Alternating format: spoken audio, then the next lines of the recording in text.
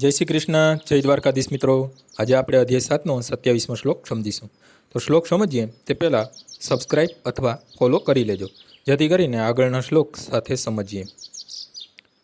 ઈચ્છા દેશ સમુખેન દ્વંદ્વ મોહેન ભારત સર્વભૂતાની સંમોહમ સર્ગે યાંતિ પરમ તપ।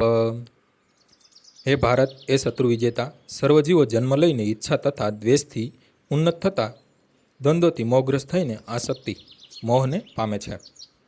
શુદ્ધ જ્ઞાનરૂપ પરમેશ્વરને આધીનતા એ જીવની અસલ સ્વરૂપાવસ્થા છે। જ્યારે મનુષ્ય મોહવશ આ શુદ્ધ જ્ઞાનથી વિમુક્ત થઈ જાય છે, ત્યારે તે માયાને આધીન થઈ જાય છે અને પૂર્ણ પુરુષોત્તમ પરમેશ્વરને સમજી શકતો નથી। આ માયા ઈચ્છા તથા દ્વેષના દ્વંદ્વરૂપે પ્રકટ થાય છે।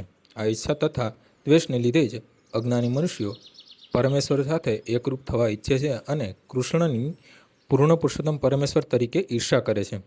ઈચ્છા તથા દ્વેષથી દૂષિત અથવા મોહગ્રસ્ત નહીં થયેલા શુદ્ધ ભક્તો સમજી શકે છે કે ભગવાન શ્રી કૃષ્ણ પોતાની અંતરંગ શક્તિથી પ્રકટ થાય છે, પરંતુ દ્વંદ્વ તથા અજ્ઞાનથી મોહગ્રસ્ત થયેલા મનુષ્યો એમ માને છે કે ભગવાન ભૌતિક શક્તિ દ્વારા ઉત્પન્ન થાય છે।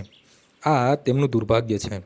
માન, અપમાન, સુખ, દુઃખ, સ્ત્રી, પુરુષ, સારું, નરસું, આનંદ, પીડા વગેરે દ્વંદ્વમાં રહી આવા મોહગ્રસ્ત મનુષ્યો માનતા હોય છે કે આ મારી પત્ની છે, આ મારું ઘર છે, આ ઘરનો હું સ્વામી છું, હું આ સ્ત્રીનો પતિ છું।